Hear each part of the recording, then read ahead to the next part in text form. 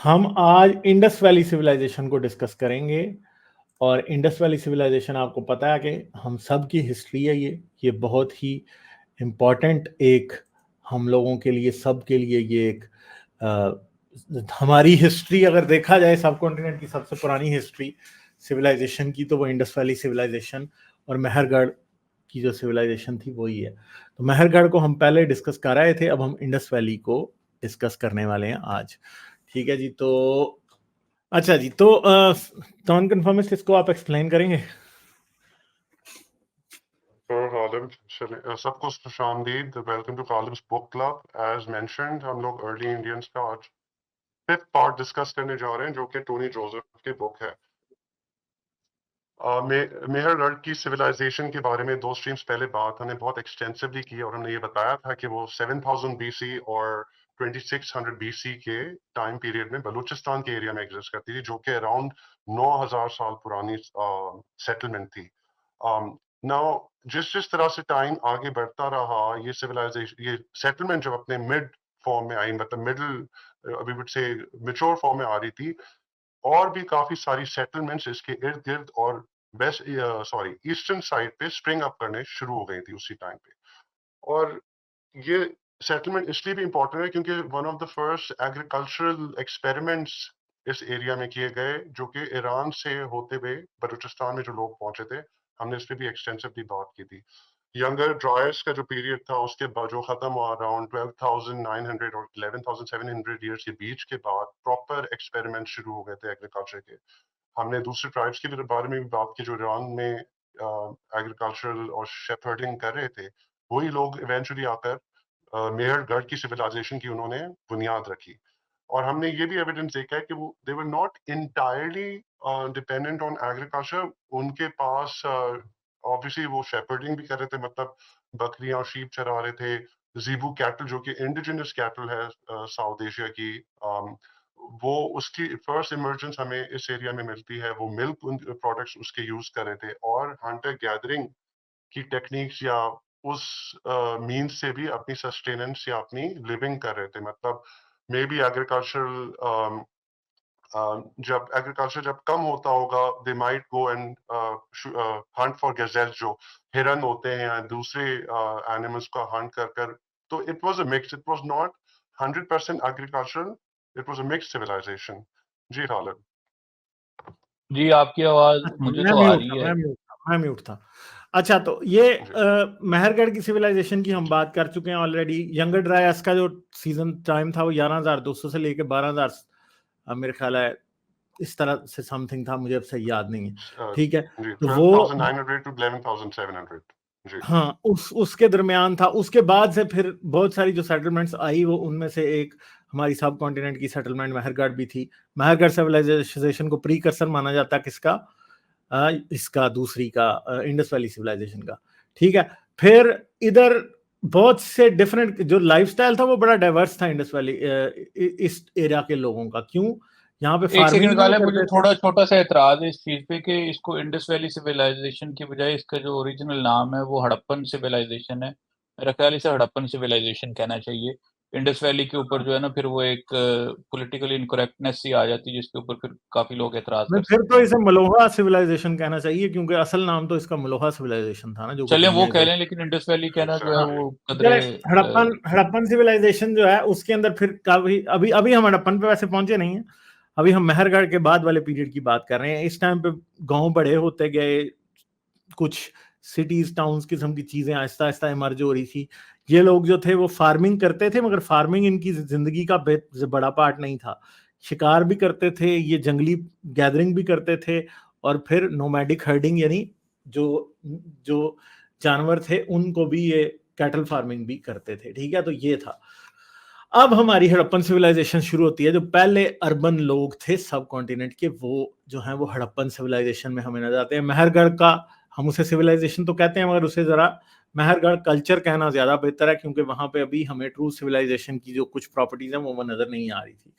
ठीक है, अच्छा जी, तो ये हमारा पूरा मैप है, जो कि जहां तक ये हड़प्पन सिविलाइजेशन फैली हुई थी। जैसे आप देखें तो ये मोहनजोदड़ो है। ठीक है, ये गाना वेरी वाला है, ठीक है। ये फिर राखी गढ़ी यहाँ पे आती है, मिट्टी लाल है यहाँ पे, हड़प्पा ये ऊपर आ रहा है हमारे पास तकरीबन पंजाब के अंदर, और मोहनजोदड़ो हमारे पास सिंध में आ रहा है। फिर सोतका को यहाँ पे आ रहा है, यहाँ पे ढोलावीरा का आ रहा है। ये सब कुछ जो है असल में ये हड़प्पन सिविलाइजेशन का ही था, और ये अपने टाइम के ऊपर दुनिया की सबसे बड़ी सिविलाइजेशन थी। मेसोपोटामियन सिविलाइजेशन और इजिप्शियन सिविलाइजेशन से बहुत ज्यादा ये बड़ी थी, ठीक है। तो ये कहाँ कहाँ तक फैली हुई थी? जो हड़प्पन सिविलाइजेशन है वो छोटी छोटी कम्युनिटी से शुरू हुई थी, और 2600 बीसी में ये प्रॉपरली शुरू हो चुकी थी। 2600 से 1900 बीसी के दरमियान ये एग्जिस्ट करती थी, और उसके बाद ये क्या हो गई थी? खत्म हो गई थी, ठीक है जी। तो हमारे पास, एक सेकंड मैं यहाँ से इसको भी हटा ही दूं क्योंकि ये भी रास्ते का कांटा ही बन रहा है। अच्छा जी, तो फिर आगे ये कहाँ कहाँ फैली हुई थी? ये पाकिस्तान, तकरीबन पाकिस्तान ज्यादातर इसके अंदर आता था। नॉर्थ ईस्टर्न अफगानिस्तान, तो ये नॉर्थ ईस्टर्न अफगानिस्तान का भी एरिया जो था वो यहाँ पे आता था इसके अंदर। वेस्टर्न इंडिया या खासतौर पे हमारा जो पंजाब वाला एरिया है, और नीचे ये जो एरिया नीचे वाला, ठीक है, रन ऑफ कच्छ वाला, ये आता था इसके अंदर सारे का सारा। और फिर इसके अंदर राजस्थान, हरियाणा, उत्तर प्रदेश और गुजरात के एरियाज यहाँ पे आते थे, गुजरात वाला एरिया ये सारे का सारा, ठीक है। और इंडिया के अंदर जो पाकिस्तान में जो की साइड थी वो हड़प्पा, गानरी वाला और मोहनजोदड़ो थे, ठीक है, तीनों। और इंडिया के अंदर ढोलावीरा और कालीबंगन और राखीगढ़ी और रुपर और लोथाल, ये सारी जगह थी जो कि इंडिया के अंदर इसके अंदर आती थी। टाइमलाइन इसकी वही थी, तकरीबन जो है ये 2600 से 1900 बीसी के दरमियान था, ठीक है। हाँ, चले नॉन कन्फर्मिस्ट करेंगे आप बात? जी गालिब, तो हम लोग सिविलाइजेशन का एविडेंस उस वक्त देखते हैं, और उस वक्त हमें ये साबित होता है कि एक सिविलाइजेशन खड़ी हो चुकी है जब एग्रीकल्चर वहां पर लोग उगाना शुरू करते हैं। यही वजह है कि हंटर गैदरर टाइम्स में अगर आप 10-11 हज़ार साल आगे चले जाएं और आपको नहीं मिलता किसी सिविलाइजेशन का एविडेंस। वो इसलिए कि जब एग्रीकल्चरल एक्सपेरिमेंट्स होते हैं, लोग स्टेशनरी हो जाते हैं, मतलब एक जगह आकर बस जाते हैं। और कुछ लोग फार्मिंग कर रहे होते हैं, पेजेंट्स होते हैं, फार्मर्स होते हैं, लेकिन हर कोई फार्मिंग इस तरह की कम्युनिटी या इस तरह के सेटअप में नहीं करता है। बहुत ज्यादा टाइम लोगों के पास अवेलेबल हो जाता है, स्पेशली जब सरप्लस ऑफ फूड होता है और ग्रैनरीज बनती है, मतलब आपने अनाज उगाया, फिर आप इंतजार करते हो वो जब उतरे, और फिर आप स्टोर करते हो ड्यूरिंग टाइम जब आपके पास एग्रीकल्चर नहीं होता। तो हर कोई इस ऑक्यूपेशन में पार्टिसिपेट नहीं करता। और जिस तरह से हमें पता है कि सैकड़ों की तादाद में जब एक ह्यूमन कम्युनिटी बड़ी होने शुरू हुई, और हमने पिछले सेशंस में बात की थी कि एग्रीकल्चरल रेवोल्यूशन के बाद पॉपुलेशन एक्सप्लोजन भी शुरू हुई आफ्टर द यंगर ड्रायर्स। तो a lot of people have nothing to do, तो फिर दूसरे ऑक्यूपेशंस में कंसंट्रेट करना शुरू हो जाते हैं। आपको आर्ट्स एंड क्राफ्ट्स नजर आना शुरू होता है, उनकी पॉटरी की टेक्निक्स, पेंटिंग, क्लोथिंग और टेक्सटाइल, जिसमें हमने बात की थी मेहरगढ़ सिविलाइजेशन में टेक्सटाइल कॉटन का एविडेंस मिला है। ज्वेलरी, ऑर्नामेंट्स, नेकलेसेस, ये नजर आते हैं कि कुछ लोग स्पेशलाइज्ड हो जाते हैं इन ट्रेड्स में।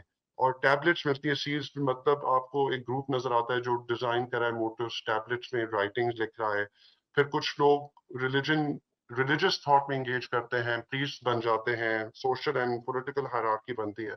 वो आपको ये सारा कुछ बनते हुए उस वक्त नजर आता है जब एक ह्यूमन पॉपुलेशन एक्सपैंड होती है और एक जगह कायम हो जाती है। तो अगर हम लोग मेहरगढ़ की बात करें तो हमें, जैसे गालिब ने कहा, it's better to call them culture या एक सेटलमेंट, इट इज बिकॉज वो इतनी वैस्ट नहीं थी, वो एक ही सेटलमेंट थी। यूजुअली सिविलाइजेशन का एविडेंस इधर से आता है कि इधर वेरियंग ऑक्यूपेशंस हों, लोग डिफरेंट आर्ट्स एंड क्राफ्ट्स में अपना स्किल डेवलप कर रहे हो, और different towns and villages connected हो, इंटर ट्रेड हो वहां। वो एविडेंस होता है एक सिविलाइजेशन के खड़े होने का। और ये सारा एविडेंस हमें हड़प्पन या इंडस वैली सिविलाइजेशन से बखूबी मिलता है। जी गालिब। हाँ, और जो इसमें सबसे बड़ी बात होती है कि जब हंटर गैदरर एज में थे लोग, तो क्या होता था कि सब लोगों ने अपने लिए शिकार करना है, अपने लिए चीजें इकट्ठी खाने के लिए करके लानी है, तो वो कोई और ऑक्यूपेशन ले ही नहीं सकते। उस टाइम पे कोई रिलीजियस प्रीस्ट भी बनना बहुत मुश्किल है, क्योंकि फर्ज करें कि लोग शिकार करने गए और उन्हें शिकार अपने लिए नहीं मिला, तो वो आके प्रीस्ट को कहां से देंगे?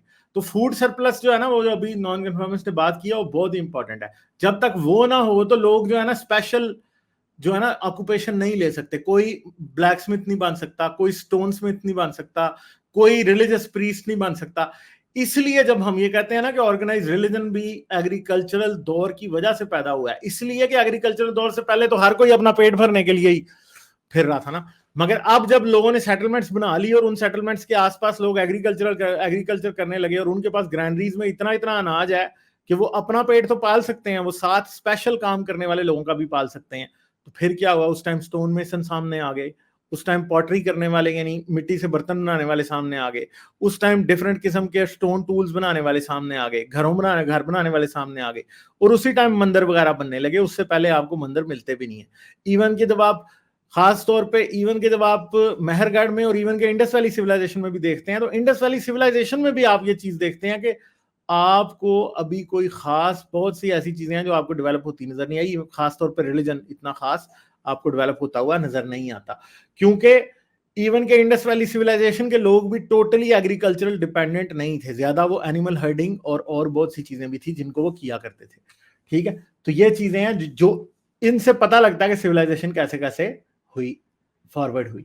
फिर दूसरी बात है कि हड़प्पन सिविलाइजेशन का जो सबसे बड़ा प्रॉब्लम है वो ये है कि आज तक हम इसका स्क्रिप्ट नहीं पढ़ सके। जैसे कि खास तौर पे जो इजिप्शियन राइटिंग को पढ़ने के लिए एक रोजेटा स्टोन मिला था, जो कि कॉप्टिक लैंग्वेज और ओल्ड हायरोग्लिफिक्स दोनों में एक जगह पे एक चीज लिखी हुई थी, और उससे उन्हें पता चल गया कि कैसे इसे पढ़ना है। मगर हड़प्पन सिविलाइजेशन का आज तक कोई रोजेटा स्टोन नहीं मिला, इस वजह से कोई तरीका नहीं है इसे पढ़ने का, और हमें आज तक नहीं पता कि ये जो सारे सिंबल्स हैं इनका मतलब क्या है। लगता यही है कि ये भी एक जो है ना पिक्टोरियल लैंग्वेज है, ये कोई लेटर्स वगैरह नहीं है, इसके अंदर कोई साउंड्स के ऊपर बेस नहीं है, ये पिक्चर्स के ऊपर ही बेस है।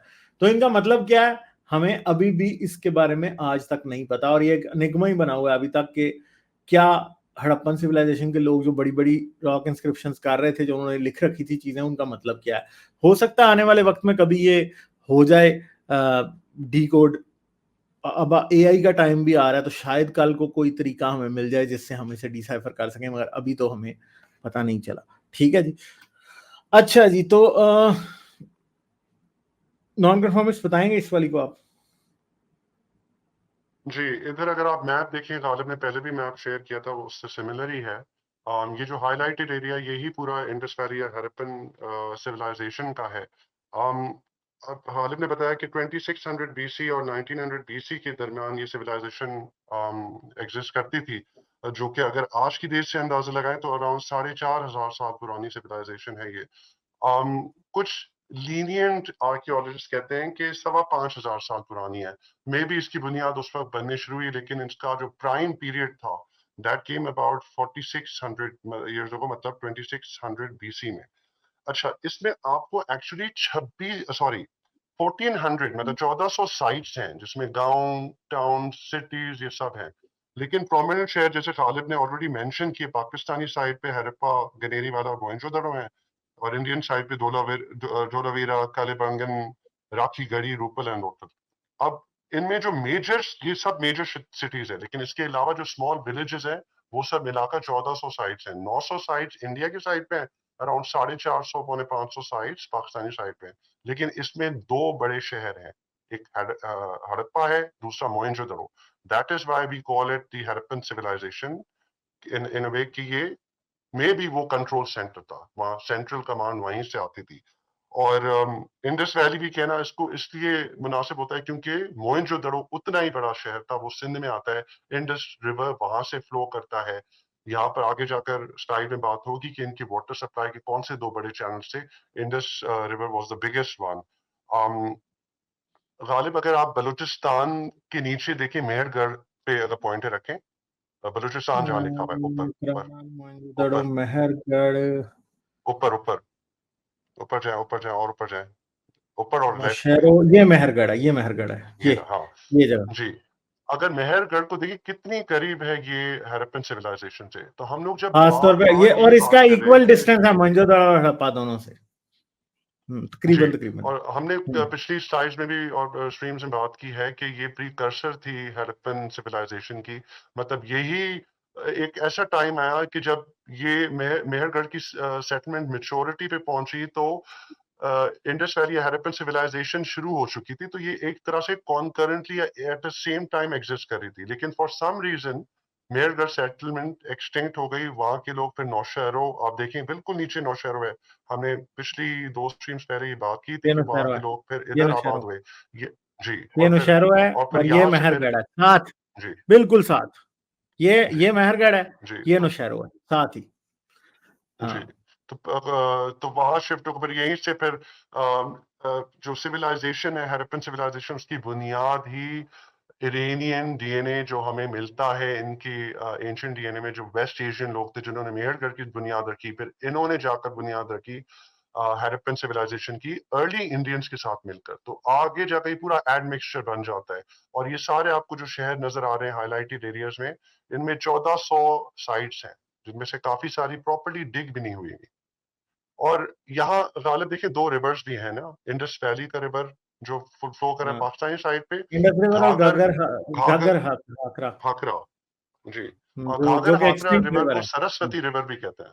जी, ये हाँ गालिब उसी वक्त ही एक्सटिंक्ट हो गया था जब ये हड़प्पन सिविलाइजेशन अपने डिक्लाइन पे आ गई थी। तो हो सकता है कि ये जो इंडियन साइड पे जो साइट्स हैं, जैसे हमने बात की धोलावीरा या राखीगढ़, ये सब एक्सटिंक्ट इसलिए हुई क्योंकि पानी की सप्लाई यहाँ रिस्ट्रिक्ट हो गई। क्लाइमेट चेंज हुआ होगा, हो सकता है द ड्राउट आया हो, डेफिनेटली, उसकी वजह ये से फिर घग्गर हाकरा को एक्सटिंक्ट होने के लिए, ड्राई होने के लिए क्लाइमेटिक चेंज जी चाहिए बहुत जबरदस्त किस्म का। आई थिंक कि इस एरिया में काफी ग्लेशियर्स होंगे जहां से घग्गर हाकरा आता था, ये सारे ग्लेशियर्स खत्म हो गए होंगे और इस वजह से फिर ये यहाँ पे, क्योंकि पोस्ट आइसेज, खासतौर पे पोस्ट यंगर ड्रायस, बहुत सारे रिवर्स थे जो कि जिनको कई हजार साल लगे हैं ना उन सारे ग्लेशियर्स को खत्म होने में। तो जारी बात है ग्लेशियर रिवर को फीड कर रहे हैं, वो ग्लेशियर आहिस्ता आहिस्ता खत्म हो गया है।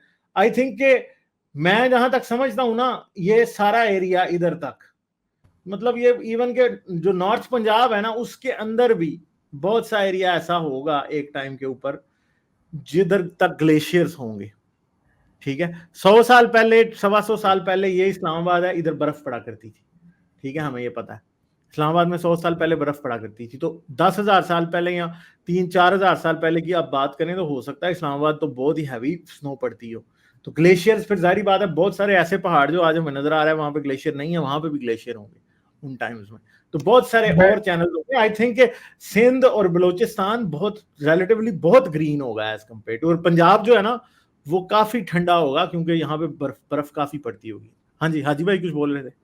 मैं सिर्फ एक बात ऐड करना चाहूँगा, मैंने कहीं से सुना या मैंने पढ़ा था कि हो सकता है कि अपना कोई ऐसा हुआ हो कि कोई जल्जला आ गया हो जिसकी वजह से अपना दरिया सरस्वती का जो रुख है वो चेंज हो गया हो। हाँ जी, या मतलब पानी का बहाव जो उधर बिल्कुल ख़त्म हो गया हो। हाँ जी, दैट इज नहीं नहीं, ये वो चीज नहीं है। इसका रुख देखें, रुख तो चेंज होते ही रहते हैं। हम ये भी नहीं कह सकते कि ये जो रिवर है ये टोटली दरियाए सिंध से इंडिपेंडेंट फ्लो करता होगा। हो सकता है इसमें भी पानी आता हो, क्योंकि अब मैं तो क्योंकि जियोलॉजी का बंदा हूं तो मैं ये बात बता दूं कि बहुत से लोग ये कहते हैं ओ जी ये सरस्वती रिवर था।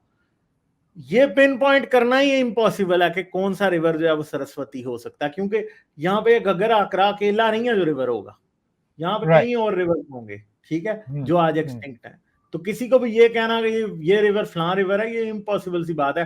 और सरस्वती तो ये इसलिए नाम देते हैं क्योंकि वो फिर उनको अपने ऋग्वेद, अपने वेदों को सच्चा साबित करने का शौक है ना, तो वो इसलिए कहते हैं कि ये सरस्वती है। हाँ, मेरे दिमाग में एक क्वेश्चन है, सिर्फ एक छोटा सा क्वेश्चन है, sorry to interrupt you guys, कि आज का दरिया रावी जो है वो हड़प्पे के बड़े करीब से गुजरता है। हाँ जी, वो तो रावी तो गुजर रहा है ना, ये हड़प्पा है, ये रावी है, लाहौर से रावी गुजर रहा है। ये देखें, ये हड़प्पा, ये हड़प्पा है, तो ये रावी आ रहा है। हाँ जी, क्योंकि मतलब कि जो मेरे रिश्तेदार हैं या अपना क्या नाम है, मेरी जो फैमिली है वो बिल्कुल इसी इलाके से है, हड़प्पे के आसपास के से। ठीक है ना, चले तो आगे हम चलते हैं फिर। हाँ, तो मैं ये पूछना चाह रहा था, क्वेश्चन मेरा ये था कि ये दरिया रावी कितना पुराना होगा। हाजी भाई, दरिया तो ये पुराने होंगे ना, अब इसके बारे में कुछ ही नहीं कहा जा सकता कि ये tens of thousands of years पुराने होते हैं दरिया आमतौर पे। गालिब ये रावी भी इवेंचुअली जाकर इंडस में ही जाकर शामिल होता है ना, इंडस में ही हो सकता गिरता है उस ना, वक्त भी एग्जिस्ट करता हो। जी हाँ जी, डेफिनेटली जब हम करता लोग होगा, इंडस रिवर कहते डेफिनेटली हैं, करता। we हड़प्पा talk है about ही the इसलिए था entire कि river. रावी एग्जिस्ट करता था। Yeah, definitely. क्योंकि सतलुज तो यहाँ से काफी दूर है, पिछली अब अगली और साइड ये में बात आप समझ सकते हैं कि हड़प्पा से लोग निकल के लाहौर भी आए होंगे। लाहौर भी बहुत पुरानी सेटलमेंट है, बहुत पुरानी, ठीक है, और वो भी रावी के ऐसा नहीं किनारे है। है। हाँ, रावी के किनारे है ना, तो ये यहाँ भी आए होंगे। फिर मुल्तान बहुत पुरानी सेटलमेंट है, आपको पता है कि मुल्तान तो जो सिकंदर आया तो उस टाइम मुल्तान में तो उसे तीर लगा था, ठीक है, और मुल्तान को मलोहा भी कहते थे, ठीक है, इवन के इस सिविलाइजेशन को मलोहा कहते थे, जो मेसोपोटामियन थे इस सिविलाइजेशन को मलोहा कहते थे। तो मुल्तान का जो पुराना नाम है उसके ऊपर भी सिविलाइजेशन है, तो क्या पता मुल्तान में भी कोई सेटलमेंट हो या मुल्तान को बाद में किसी ने इसके नाम पे रखा हो, कुछ कहा नहीं जा सकता। चलें, कंपैरिजन ऑफ हड़प्पन सिविलाइजेशन और मेसोपोटामियन सिविलाइजेशन का जो है वो करते हैं। तो नॉन कन्फर्मिस्ट वाली को आप बताएं, और ये जनरेटेड इमेज है जी, ये रियल इमेज नहीं है, ठीक है। हाँ जी जी, नॉन कन्फर्मिस्ट जी पहले एक्चुअली एक मिसकंसेप्शन थी कि जो हड़प्पन सिविलाइजेशन है वो ऑफशूट या it came about from the descendants of Mesopotamian civilisation. क्योंकि मेसोपोटामियन सिविलाइजेशन 6000 साल पहले एग्जिस्ट करती थी, और हमने ऑलरेडी बताया कि हड़प्पन 4600 years ago एग्जिस्टेंस में आई। तो इनिशियल बिलीफ लास्ट सेंचुरी में तक ये था कि मे बी हड़प्पन्स के जो मेसोपोटामियन के डिसेंडेंट्स हैं वो ही आगे आकर उन्होंने एस्टैब्लिश की। लेकिन हमने मेहरगढ़ की जो प्रेजेंटेशन थी उसमें बात की थी कि 1970s में जो फ्रेंच आर्कियोलॉजिस्ट था जिसने मेहरगढ़ को अनअर्थ किया था, और ऑब्वियसली वहां से जो एंशिएंट डीएनए निकला उन्होंने वो फिर कंपेयर किया जो इंडस वैली सिविलाइजेशन का एंशिएंट डीएनए था, तो उनको पता चला कि there were close matches between the two DNAs, जिसकी वजह से फिर ये उन्होंने स्टैब्लिश किया कि ये सिविलाइजेशन जो हड़प्पन सिविलाइजेशन है इसकी प्रीकर्सर मेहरगढ़ सेटलमेंट थी, जो कि उन लोगों ने बनाई थी जो जद्रोस माउंटेन से उतरकर बलूचिस्तान के एरिया में आए थे। तो ये मिथ जो था वो डीबंक हो गया, और अब ये पता चलता है कि साउथ एशियन सिविलाइजेशन है जो कि अर्ली इंडियंस के साथ मेहरगढ़ के डिसेंडेंट्स से मिलकर ये खड़ी की थी। और I guess I think that's what this says. और ये जो आपने इमेज जनरेट की ना गालिब, ये प्रीटी मच एक गुड पिक्चर देती है उस सिविलाइजेशन की, मे बी मेसोपोटामियन की, क्योंकि इसमें आप देखिए इस तरह का पिरामिड, एक सेंट्रल एक पिरामिड है, आगे जाकर बात करेंगे कि उनकी टेंपल्स बड़ी थी, उनके पास पैलेसेस थे जो कि हड़प्पन सिविलाइजेशन में नहीं नजर आते, नहीं थे। हाँ, अच्छा जी, तो मेसोपोटामियन सिविलाइजेशन तकरीबन 4000 बीसी से लेके 330 बीसी तक मौजूद थी। हड़प्पन सिविलाइजेशन जो है वो हमें नजर आता है कि जैग्रोस माउंटेन वाले लोग थे ये जिन्होंने बनाई थी, ठीक है, और अर्ली इंडियंस जो थे वो थे, ठीक है। और फिर कॉन्टैक्ट्स भी थे इन दोनों सिविलाइजेशंस के दरमियान, जैसे कि मेसोपोटामिया की जो सील्स हैं उनके अंदर वाटर बफलो जो कि उस एरिया में थी वो थी, ठीक है, और इधर जो हैं यहाँ पे जो और इनकी जो कैटल थी वो दिखाई देती थी हड़प्पन सिविलाइजेशन में। फिर मेसोपोटामियन सील्स जो होती थी वहां पे केडियन पीरियड था, उधर वाटर बफलोज और चीजें दिखाई देती थी, मगर मलूहा के अंदर क्या था कि यहाँ पे इसको मलूहा कहा जाता था, जो हमारी हड़प्पन सिविलाइजेशन थी वो हम बात कर रहे थे। तो इनकी सील्स एक जैसी मिलती जुलती थी, वहां पे वो वहां की अपनी कैटल दिखा देते थे अपनी सील्स पे, तो यहाँ पे हमारे पास जो यहाँ की कैटल थी वो दिखाई जाती थी सील्स के ऊपर, हमारे लोग जो थे वो दिखाते थे, ठीक है। फिर हड़प्पन सिविलाइजेशन जो है वो उस टाइम बहुत फैली हुई थी, यानी अगर आप इजिप्शियन सिविलाइजेशन और मेसोपोटामियन सिविलाइजेशन दोनों को भी मिला लें तो ये उससे भी बहुत ज्यादा बड़ी थी। ये 1 मिलियन स्क्वायर किलोमीटर यानी 10 लाख स्क्वायर किलोमीटर से भी ज्यादा बड़ी ये सिविलाइजेशन थी। फिर जो सेसमी का ट्री है वो यहां से ले जाके मेसोपोटामियन सिविलाइजेशन में भी लगाया गया था, जिससे ये पता लगता है कि ये दोनों सिविलाइजेशन आपस में एक दूसरे से कांटेक्ट में थी, ठीक है। तो असल में उस टाइम की सबसे बड़ी सिविलाइजेशन हमारी हड़प्पन सिविलाइजेशन थी, मेसोपोटामियन सिविलाइजेशन नहीं थी, ठीक है। अच्छा, नॉन कन्फर्मिस्ट वाली को आप एक्सप्लेन कर दें। हेलो, नॉन कन्फर्मिस्ट आप म्यूट पे हैं। अच्छा जी तो जी फिर सॉरी मेरा माइक हाँ था। हाँ हाँ हाँ हाँ जी, जिस तरह हाँ गालिब ने पीछे बताया कि सिमिलैरिटीज भी थी इन दोनों सिविलाइजेशन के बीच में, हड़प्पन एंड मेसोपोटामियन। तो उनके जो आर्टिफैक्ट्स थे, जो डिजाइन थे, मोटिव, सील्स, वो भी हमें नजर आती हैं जिनमें कॉमनैलिटीज थी। अगर हम हड़प्पन सिविलाइजेशन की सील्स देखें तो हमें एक ऐसी मिलती है सील जिसमें एक हीरो है जो कि एनिमल, दो टाइगर्स के साथ लड़ रहा है।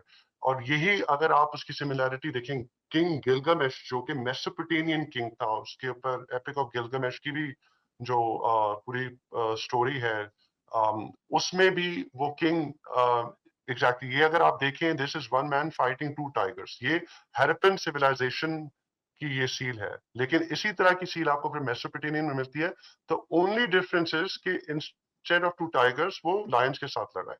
इसकी ये भी वजह हो सकती है कि टाइगर्स वर लोकल एनिमल्स जो इंडियन सब कॉन्टिनेंट में, और lions were more indigenous to the fertile crescent.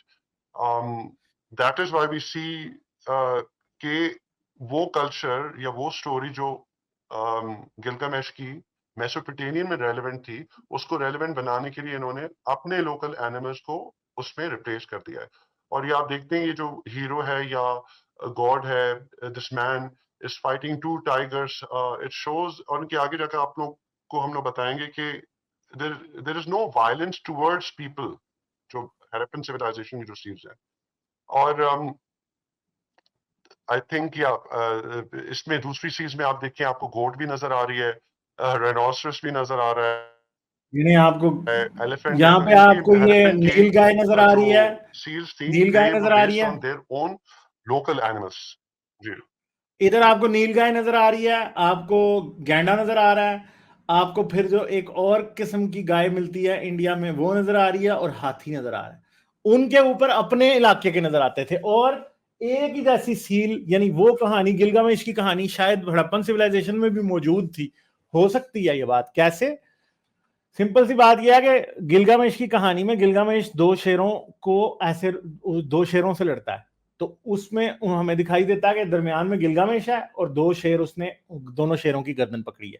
मगर यहां पे कहानी में क्या है कि ये दरमियान में जो भी कैरेक्टर है, गिलगामेश या शायद या कौन है, ठीक है, वो दो टाइगर से लड़ रहा है, क्योंकि मेसोपोटामिया वालों के पास टाइगर नहीं थे, यहाँ पे टाइगर थे, शेर नहीं थे, तो इन्होंने उसकी जगह टाइगर बना लिए। ठीक है, तो जिससे पता लगता है कि ये अपनी चीजों को बड़ा तरीके से ये भी लेके चलते थे और अपने कल्चर को बड़ा समझते थे चीजों को। ठीक है, आगे चलें। जी जी गालिब। अच्छा, तो फिर हड़प्पन सिविलाइजेशन जो है उसकी मेच्योरिटी जो है ना, वो 2600 बीसी में होती है, तकरीबन आज से 4600 साल पहले।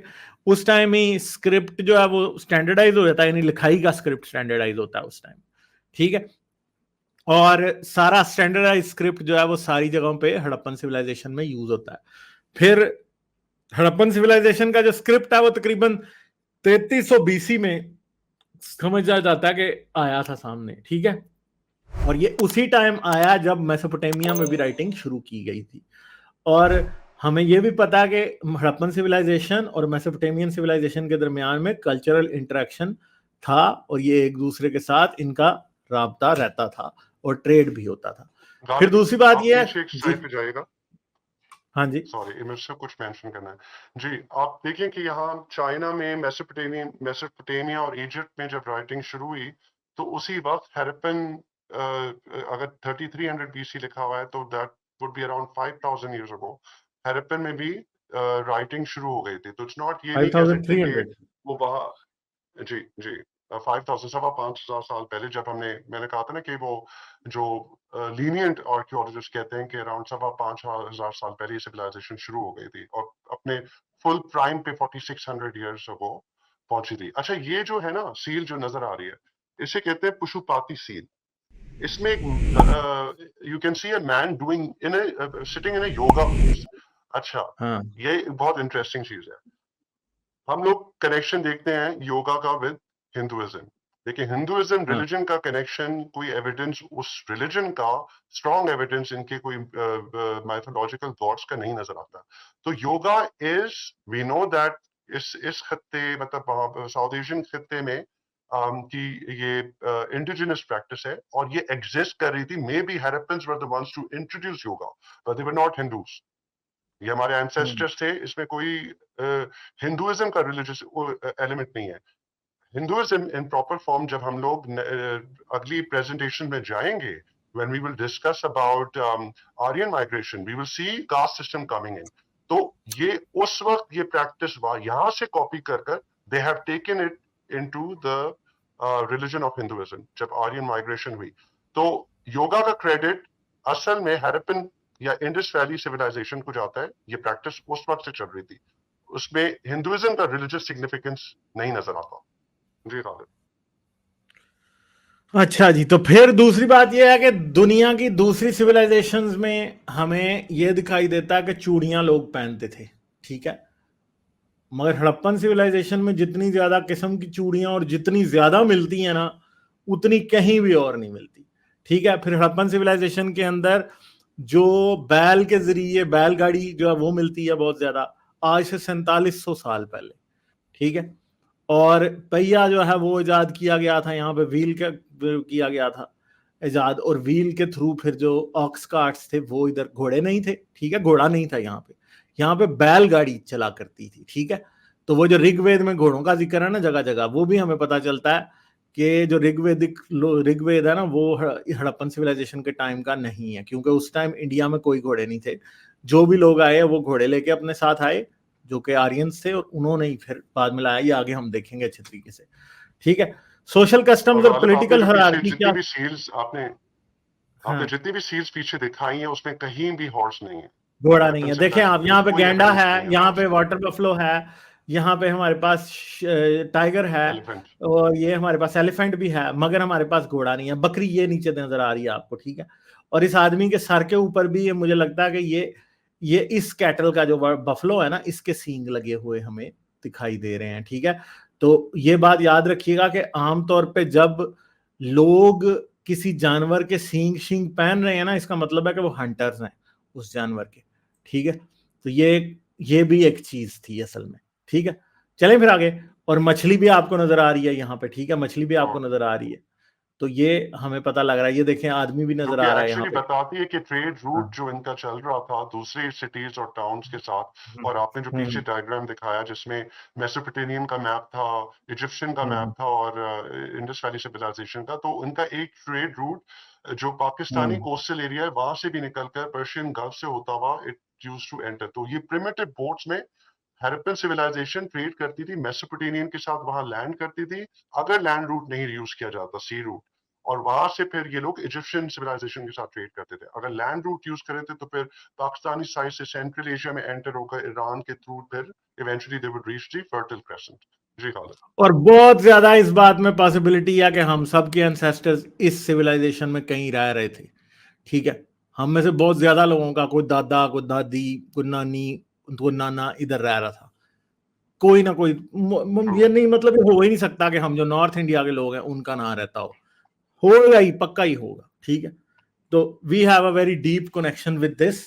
कितना पुराना है वो हम नहीं जानते, ठीक है, मगर है जरूर है. फिर ये हमने कर लिया. ये इनकी सील्स भी हैं, डिफरेंट सील्स के ऊपर आपको डिफरेंट किस्म के जो इधर के जानवर हैं वही आपको मिलेंगे बार बार, ठीक है. तो जैसे ये बफलो है यहाँ पे, और इस तरह की चीजें जो है ना आपको दिखाई देंगी. अच्छा चले, ये वाली एक्सप्लेन कर दें फिर आप. जी गालिब, हमने ऑलरेडी बात की कि इनकी जो रिलीजियस प्रैक्टिसेस थी उसमें कोई श्राइन, सेंट्रल श्राइन नहीं मिलती जो कि इनकी एक मेन इबादत का हो, या ऐसा कोई पैलेस नहीं मिलता. जैसे कि आपने स्टार्ट में एक हेड बस्ट दिखाया था of a man, it was a priest king, लेकिन उसके बारे में पता नहीं चलता कि was he the central authority, क्या यही किंग था जो सब चीजें कंट्रोल कर रहा था. तो उसका थोड़ा क्या उनका वो रिलीजियस फिगर तो नहीं था, वो किंग हो ही ना. हमें कुछ भी पता नहीं है कि वो कौन था असल में. जी, क्योंकि हमें स्क्रिप्ट नहीं पता, हम इनका की जो लिखी हुई पिक्टोरियल या यूनिफॉर्म राइटिंग्स हम नहीं समझ सकते. मे भी आगे जाकर हम जब इन राइटिंग्स को समझे तो हमें इनकी रिलीजियस आइडियोलॉजीज, इनकी सोशल हायरार्कीज के बारे में ज्यादा इंफॉर्मेशन मिले. लेकिन जो भी हड़प्पन सिविलाइजेशन की जो साइट्स अनअर्थ की हैं आर्कियोलॉजिस्ट ने, उसमें कोई ऐसी कोई ग्रैंड टेंपल स्ट्रक्चर्स नहीं मिलते जो बताएं कि भाई ये कोई सेंट्रल कोई इनकी वर्शिपिंग जगह थी या बहुत एक प्रोमिनेंट रिलीजन था। मे बी ऑब्वियसली इनकी प्रैक्टिसेस में कहीं कहीं ऑब्वियसली नजर आता है, बट इट इज वेरी इसका कनेक्शन हिंदुइज्म से मुझे कहीं नहीं नजर आता जितना मैंने पढ़ा है। जी हाँ। अच्छा, फिर फ्यूनररी एक प्रैक्टिसेस सेकंड, एक क्वेश्चन है मेरा, जी स्मॉल हाँ, लिटिल क्वेश्चन, सॉरी। वो ये है कि आया ये लोग कहीं पानी की पूजा तो नहीं करते थे? ये ऐसा कोई मुझे लगता नहीं है अगर कुछ ऐसा मिला है, मगर हो भी सकता है, वी डोंट नो। और पानी की पूजा नहीं ना फिर होती, फिर सारे एलिमेंट्स की होती है, फायर की भी होती है, मगर यहाँ पे कोई रिलीजियस रिचुअलिस्टिक ये चीजें मिली वैसे नहीं। आपको इनका बैरियल है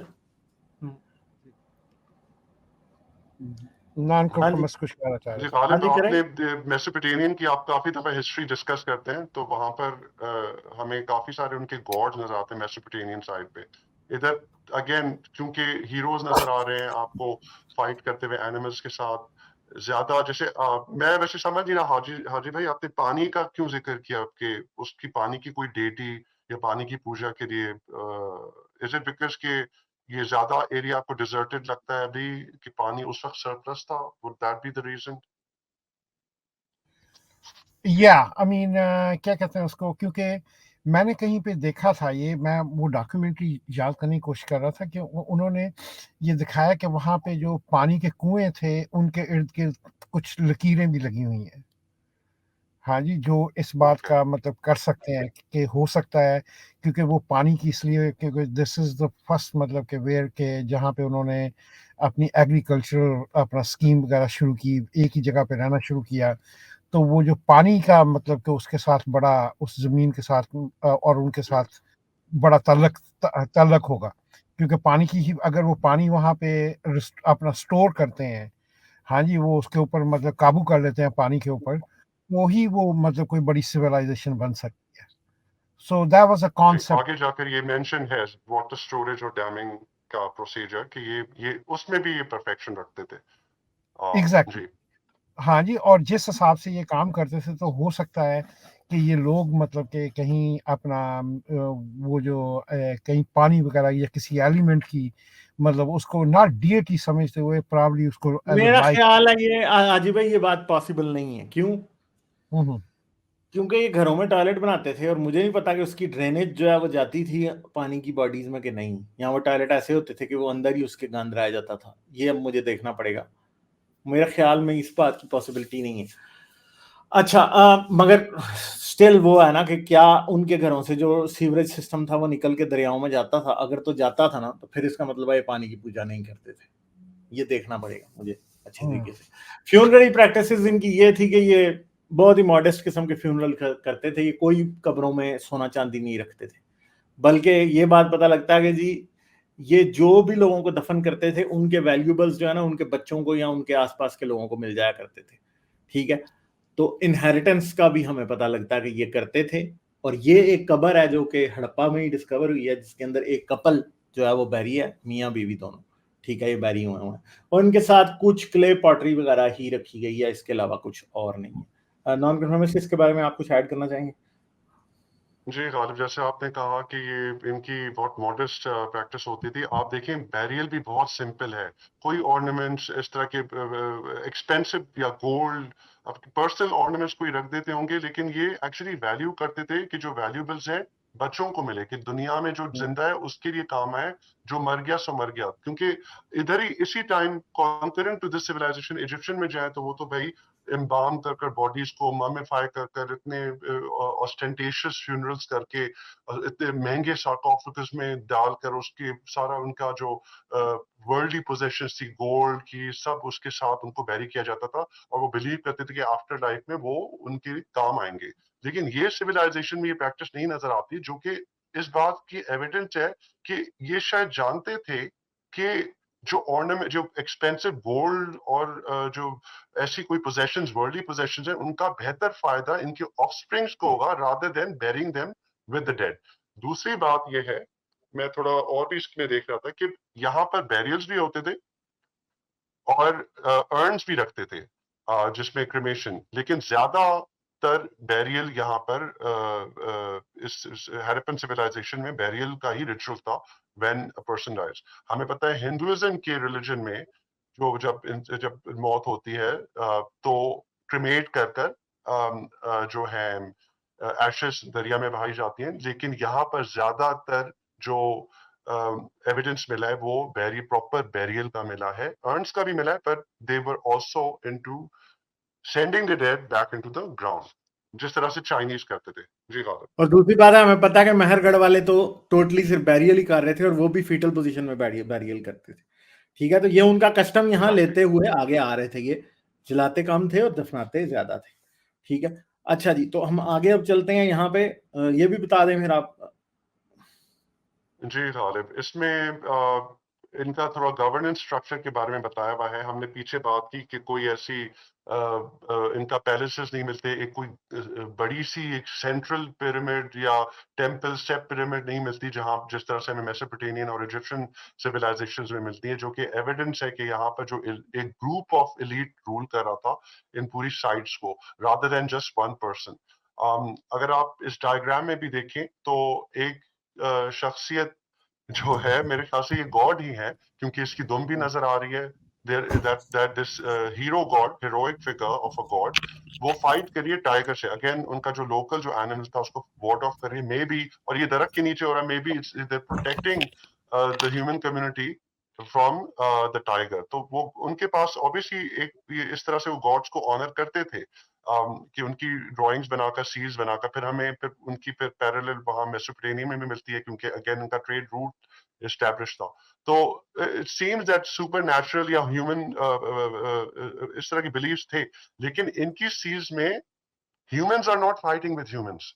वॉर की सील्स नहीं मिल रही, या तो ह्यूमंस एनिमल्स के साथ लड़ रहे हैं या इनके गॉड्स एनिमल्स के साथ लड़ रहे हैं ह्यूमंस को बचाते हुए, which shows that they were not war-like people, they were not belligerents, उनमें फाइटिंग या war-like attributes नहीं थे। ये इस बज़ाहिर लग रहा है कि ये जो हैरप्पन सिविलाइजेशन थी एक पीसफुल कम्युनिटी थी। और अगर इसी के पैरेलल देखें इजिप्शियन और मेसोपोटामियन रीजन में, आपको मिलता है कॉन्फ्लिक्ट बिटवीन ह्यूमन बींग्स, आपको उनकी पेंटिंग्स और डिपिक्शंस में मिलता है। और लेकिन इस साइड पे it seems that they were focused on fighting animals and living in peace. जो पोजेशंस भी नहीं है आर्म्स की और वेपन्स की, वो भी इस तरह के मॉडस्ट वेपन्स है, जैसे एरोज हो गए, नाइफ्स हो गए, स्फीयर्स हो गए, पर ऐसे नहीं मिले जो कोई लार्ज स्केल वॉर में जो यूज किए जाएं, कोई बड़ी तलवारें या कैटापल्स, ऐसा कुछ नहीं मिला है। और कोई ऐसा एविडेंस भी नहीं है कि इनकी सिटी पे कोई बड़ा कोई अटैक हुआ हो, वो भी एविडेंस नहीं मिलता आर्कियोलॉजिकल। जी गालिब। अच्छा, फिर इन्होंने स्टैंडर्डाइजेशन की, जिसके अंदर लैंग्वेज की स्टैंडर्डाइजेशन है, जिसके अंदर स्टैंडर्ड वेट्स बनाए गए। ठीक है, और फिर एक और चीज़ है कि जी ये इनका जो ट्रेड है वो वेस्ट एशिया के साथ यानी था खास तौर पे, और कल्चरल जो होमोजेनाइजेशन है कि डिफरेंट किस्म के लोग भी थे, और फिर आहिस्ता आहिस्ता कल्चर जो है वो एक जैसा होता जा रहा था वक्त गुजरने के साथ साथ। ठीक है, मेट्रोपॉलिटन सिटीज बनते जा रहे थे, बड़े बड़े शहर बन रहे थे। ठीक है, और फिर हड़प्पन एरा में जो ट्रांजिशन थी, जो टेक्नोलॉजी की या स्टैंडर्डाइजेशन की, उसमें सिर्फ 100 से 150 साल ही लगे थे। ठीक है, और सेंट्रल अथॉरिटी जो थी वो गाइड करती थी सिटीज को और जगहों को। यहाँ पे कोई रूलर का जो काम है ना, राजा महाराजा, वो चक्कर नहीं था होता कोई भी। ठीक है, तो ये इनका चक्कर था। तो यहाँ पे हमने कुछ इनके स्टैंडर्ड वेट्स भी दिखाए हुए हैं जो कि मौजूद थे उन वक्तों में। ठीक है, जी गालिब, सही मे है। बी जो वेट्स हैं they were using for barter trade, maybe तोलने के मेरे लिए, ख्याल में मेजर बार्टर करने ट्रेड के लिए ही यूज कर रहे थे यूजुअली ये इनको। जी। और ये अगेन जैसे आपने कहा, सेंट्रल अथॉरिटी थी जो डिक्टेट कर रही थी ये सारी स्टैंडर्डाइजेशन और होमोजेनाइजेशन। तो एक जो स्टैंडर्ड प्रैक्टिस में भी हड़प्पा के या मोहनजोदड़ो के शहर में स्टैब्लिश थी, वही फिर आगे जाकर दूसरी साइट जो, क्योंकि हम कह रहे हैं कि मेन सिटीज तो ये थे और इंडिया के साथ पास 3-4 और सिटीज थे, लेकिन छोटी के जो शहर थे या गांव थे, उनके साथ ट्रेड करने के लिए इन्होंने ये स्टैंडर्डाइजेशन वहां पर फैला दी थी कि वहां पर भी इस तरह के वेट्स एंड मेजर्स मिलते हैं ट्रेड के। जी।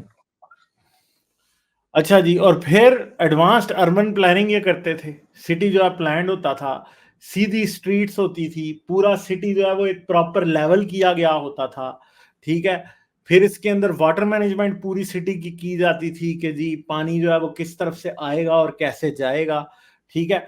और बहुत जबरदस्त वाटर मैनेजमेंट थी, जैसे कि ढोलावीरा के अंदर और बहुत सारी और जगहों पे डैम्स वगैरह भी बकायदा छोटे छोटे बनाए जाते थे, और बहुत से इंटरकनेक्टेड रेजरवायर, यानी शहर के अंदर भी ऐसे रेजरवायर बड़े बड़े बनाए होते थे, तालाब बनाए होते थे जिसके अंदर पानी को स्टोर किया जाता था, जिस पानी को यूज किया जाता था, ठीक है। तो ये इस तरह का ये सारा सिस्टम था इनका, ठीक है, ये बात है। तो अगर ये हम देखें, ये मोहनजोदड़ो का मैप है, इसके ऊपर काफी सारी चीजें हैं, जैसे मेन गेट, ये नंबर 1 ये मेन गेट है इसका, मेन स्ट्रीट इसकी नंबर 2 ये वाली है, ठीक है। नंबर 3 जो है हमारे पास कैटल बाजार, यानी यहाँ पे बाजार लगता था कैटल का। 4 जो है ये मार्केट स्क्वायर, यहाँ पे ये मार्केट थी जहाँ पे बाजार लगा करता था। 5वां था ग्रैनरी थी, यहाँ पे अनाज स्टोर किया जाता था, ठीक है। 6वां जो है फिर हमारे पास जो है ये जगह जो थी हमारे पास श्राइन फॉरेस्ट था, यहाँ पे Pine कोई, Forest. हाँ, यहाँ पे कोई इनकी मजहबी जगह थी जहाँ पे कोई जंगल सा लगाया गया था, ठीक है। और 7वां फिर एंट्री टू श्राइन, यानी इस तरफ से एंटर होती थी, ठीक है। फिर 8वां जो है वो आपके पास क्या था, 8 नंबर किधर गया यहाँ से, Arena. 8 number Arena. आपका एरिना था जहां पे ये लोग कोई स्पोर्ट्स वगैरह करते थे। 9 नंबर फिर आपके पास अपर सिटी गेट था, यानी ये जो इनका एडमिनिस्ट्रेटिव ब्लॉक है उसका जो गेट था अंदर घुसने के लिए, ठीक है। 10 में फिर महम्स हाउस। अब ये महम्स हाउस मुझे नहीं पता कि इसको क्या कहते होंगे, शायद कोई जो इनके कोई सरदार वगैरह इस तरह की कोई चीज थी या नहीं थी, उसका था। फिर Yes. ग्रेट बाथ था 11 नंबर, यहाँ पे एक बहुत बड़ा बाथ था जहाँ पे लोग नहाया वगैरह करते थे, ठीक है। और फिर 12 जो थी इनकी वो सेनेट थी, यहाँ पे इनका कोई इजलास वगैरह होता था जहाँ पे ये बैठ के करते थे, ठीक है। और नंबर 13 जो है फिर इनका ये क्या था, ये इनका रिवर गेट था जिधर से दरिया की तरफ ही जाते थे, ठीक है। और 14 नंबर इनका नॉर्थ गेट था। तो ये देखेंगे इतना जबरदस्त प्लान्ड सिटी था, बहुत ही जबरदस्त अपने वक्त का, और जिस गालिब ये रिवर से कितना करीब है? सिंधु रिवर हाँ इज बेसिकली इंडस रिवर, उसको सिंधु रिवर हाँ भी कहते हैं वहां पर सिंध में। जी ठीक है। तो ये देख लें आप, तो एक्सेप्शनल वाटर मैनेजमेंट थी इनकी, डैम्स बनाए गए थे, स्ट्रक्चर्स बनाए गए थे, इंटरकनेक्टेड रेजरवायर थे, जिसका मतलब ये है कि डिफरेंट किस्म की वाटर बॉडीज को आपस में आर्टिफिशियल कैनाल्स के साथ या छोटी छोटी नहरों के साथ कनेक्ट किया गया था। तो बहुत एडवांस्ड, इस तरह का एडवांस सिटी मेसोपोटामिया में कोई नहीं था, ठीक है, उस वक्त। ये बात हम जानते हैं, ठीक है। exactly. तो इंडिया में तो शायद ये सारी चीजें पढ़ाई जाती हैं, मगर पाकिस्तान में अफसोस का मुकाम यह है कि हमारी इस रिच हिस्ट्री का हमें पढ़ाया ही नहीं जाता। मुझे तो स्कूल के कोर्स में कोई भी बिल्कुल भी कुछ नहीं पढ़ाया गया था। इंडस वैली सिविलाइजेशन का एक छोटा सा चैप्टर होता है, उसमें बस गुजार के आगे चले जाते हैं और कोई प्राइड नहीं लेते इसके ऊपर कि यार हमारे एरिया के लोग और जो हमारे एंसेस्टर्स हैं वो कितने एडवांस थे किसी वक्त। और सबसे मजे की बात यह है कि वो कितने पीसफुल लोग थे। सबसे इंपॉर्टेंट बात यह है कि यहाँ पे आपको कोई आर्मरी नहीं नजर आ रही, कोई बहुत बड़ा ऐसा आपको सिस्टम नहीं नजर आ रहा, ये पीसफुल लोग थे। यहाँ पे कोई आपको बहुत खतरनाक किस्म का रिलीजियस कल्ट नहीं नजर आ रहा, ठीक है। सब चीजें नॉर्मल सी आपको दिखाई दे रही हैं। तो यही बात थी इनकी, ठीक है। अच्छा जी, तो आगे चलते हैं हम, फिर चलें ये एक्सप्लेन कर दें आप सर, और फिर एंड करते हैं। जी गालिब आपने जैसे बात की कि वहाँ वाटर मैनेजमेंट थी, तो सैनिटेशन भी वो लोग पे तवज्जो देते थे। ये आप देखिए एक नाली निकल रही है, मे बी टॉयलेट से कोई नाली निकल के कहीं एक तरफ जाता हो। हमने वहाँ और जो ये टॉयलेट घरों है, में ये टॉयलेट है, ये स्क्वाटिंग टॉयलेट है। जी यहाँ पे बैठ के ये इधर जी इसके अंदर पूप जाती थी, ऊपर यहाँ बंदा बैठता था, एक पाँव इधर एक पाँव इधर, इधर जी बैठा करते थे। हाँ और ये जैसे एक तरह से कमोड समझे जिसको इंस्टॉल किया जाता था हाँ जमीन पे, और फिर उसमें होल जो होता था फिर वो जाकर ग्राउंड के अंदर वो पानी फ्लश कर कर जो भी, और लोटा सिस्टम ये लोग यूज करते थे because water was readily available, सामने सिंधु रिवर था, तो फिर इनके लिए तो मसला नहीं था, वो रिवर को चैनल कर वाटर सिटी में लाया जाता था। तो इस तरह के आई वुड से advance use of toilet system हमें उस जमाने में इसी सिविलाइजेशन में मिलता है, कहीं और नहीं मिलता। कि इनकी वाटर मैनेजमेंट, इनकी सैनिटेशन वो अपनी अपनी एक मिसाल थी उस टाइम पे। और मेरे लिए ये हैरत की बात ये थी कि they had public baths. I thought कि ये सब ग्रीक्स के टाइम से शुरू हुआ और फिर रोमन्स में जैसे पब्लिक बाथ्स होते थे, लेकिन जैसे खालिद ने सिटी मैप शेयर किया उसमें पब्लिक बाथ्स का भी एरिया था जहाँ पर लोग जाकर नहाया करते थे rather than doing it in the privacy of their home. जी खालिद। और दूसरी बात यह है कि टॉयलेट हर घर में होता था भाई, तकरीबन हर घर में टॉयलेट होता था और वेस्ट डिस्पोजल के बड़े सोफिस्टिकेटेड मेथड थे। मतलब सोचने की बात है कि आज भी हम ये जानते हैं कि पाकिस्तान और इंडिया में ये कल्चर बहुत सी जगहों पे है कि घर में टॉयलेट नहीं बनाते, बुरा समझते हैं। आप इनको देखें कि आज से 4000 और 600 साल पहले अपने घरों में टॉयलेट बना के बैठे थे, दुनिया में कहीं भी नहीं था। ठीक है जी जी गालिब, बस I think is this the last slide? हाँ, और पब्लिक हाइजीन आप देखें कि बाथ भी है, टॉयलेट भी हैं, और कितने एडवांस लोग थे ये, जो कि हमारे इस रीजन के लोग थे, कि कितने एडवांस लोग थे कि ये सारे इतने अच्छे तरीके से जो है ना सारा कुछ गुजार रहे थे और सब कुछ हो रहा था। तो आप ये देखें कि हमें अपने इस कल्चर का और अपनी इस हिस्ट्री का के बारे में बहुत कम बताया जाता है, स्पेशली पाकिस्तान में। इंडिया में तो चलें इस चीज You're का right, कल्चर गालिब। है कि I वो think एक चैप्टर ही होता है, एक चैप्टर जैसे आपने कहा ना कि उसमें बहुत ब्रीफली बस पढ़ा दिया, क्योंकि ये एक एक्सकवेशन है। ये सैड चीज है, and we need to take back this narrative. जो भी हाँ मुस्लिम है, वेदर पाकिस्तानी साइड पे, इंडिया साइड पे, आपका कनेक्शन अरब से आप जितना निकालें, जितना तुर्कों से निकाले, अफगान से निकाले, घूम फिर कर जो इस्लाम फैला है वो तो या तो तलवार के जोर पे फैला है, या तो हिंदुइज्म की इनजस्टिस की वजह से लोग लोअर कास्ट छोड़कर दूसरे मजहब में गए for a better social status. बहुत कम लोग होंगे जिनमें एक्चुअल अरब्स का डीएनए होगा, I am not saying, but remember हमारी माएँ सब फर्स्ट इंडियन से जाकर मिलता है। हमने ऑलरेडी रिपीटेडली ये बात की है कि 70 to 90% हमारा मिटर्नल डीएनए जो है that meets the first Indians, और फिर अराउंड 20 to 40% हमारा पैटर्नल डीएनए भी अपने फर्स्ट इंडियन से मिलता है। तो as a Muslim, you should not just feel proud of whatever religion. ठीक है, वो आपकी, you know, you identify with a group of people, that's fine as a fraternity. लेकिन अगर आप अपनी genetics या जो whole genomic studies हुई हैं, उसमें हमें पता चला है हमारे डीएनए में किस परसेंटेज में किस पॉपुलेशन और एथनिसिटी और रेशियल ग्रुप्स की परसेंटेजेस हैं। मेनली फर्स्ट इंडियंस, जो अर्ली इंडियंस कहते हैं, जो 60-65,000 ईयर्स पहले आए थे। उसके बाद जो सेकंड बिगेस्ट माइग्रेशन हुई थी वो इरेनियन की थी, जो कि मेहरगढ़ से सेटलमेंट से शुरू हुई थी। And then we also see other people coming in, जिस तरह से आर्यंस हो गए, लेकिन कई कम्युनिटीज में आर्यन डीएनए नहीं नजर आता है। Aryan is a very small percentage. To say that your fresh blood या प्योर ब्लड हो आप आर्यन, वो एक बहुत ही इनकरेक्ट और मिसलीडिंग बात है अपने आप को मिसलीड करने के लिए। सो अगर हिंदूज जो है वो मुस्लिम्स को आउस्ट करते हैं, हैरत की बात है मुस्लिम्स खुद विलिंगली कहते हैं हमें एसोसिएट नहीं करना इस कल्चर से, जो कि एक बहुत ही चौंका देने वाली बात है और अफसोस की बात है, because this is your culture.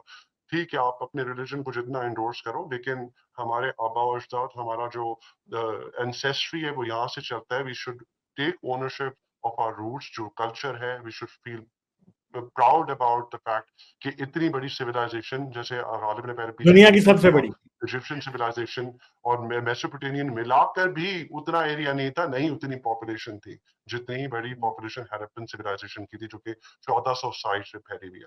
So let's take back the narrative, I would say. Thank you Ghalib. Exactly. अच्छा, खान एक्स इस्माइली ने कहा Saraswati, Indus, Mehrgarh, Harappa are later names. Do you know their original names which people used to call it back then, or not because of the language barrier? नहीं जी, हमें Mesopotamian civilisation से ये पता लगता है कि ये सिविलाइजेशन का नाम मलोहा था। ठीक है, तो मलोहा हम इसको कह सकते हैं कि मलोहन सिविलाइजेशन, या मलोहा हम इसे कह सकते हैं। ठीक है, अभी हमें एग्जैक्ट नहीं पता कि ये लोग खुद को क्या कहते थे, मगर एटलीस्ट मेसोपोटामियन इनको मलोहा कहते थे। ठीक है, तो शुक्रिया। अगर मेसोपोटामियन इनके साथ ट्रेड कर रहे थे, अगर इनके साथ मेसोपोटामियन ट्रेड कर रहे थे, तो आई एम श्योर कोई कॉमन लैंग्वेज या कुछ वर्ड सिमिलर होंगे, तो ये खुद ही बताते होंगे तो मलोहा है। हाँ, वहां पे तो उधर से तो ये पता लगा कि ये मलोहा है, मगर लेट्स से कि कोई रोजेटा स्टोन मिल ही जाए किसी दिन, कोई मेसोपोटामिया से निकला है शायद, या ईरान से निकला है कोई। ठीक है, तो वो बहुत बड़ी बात होगी। लाइक, शेयर और सब्सक्राइब करना मत भूलें। इसके साथ साथ आप मेरे चैनल को पेट्रियन पर सपोर्ट कर सकते हैं। पेट्रियन का लिंक वीडियो की डिस्क्रिप्शन में है।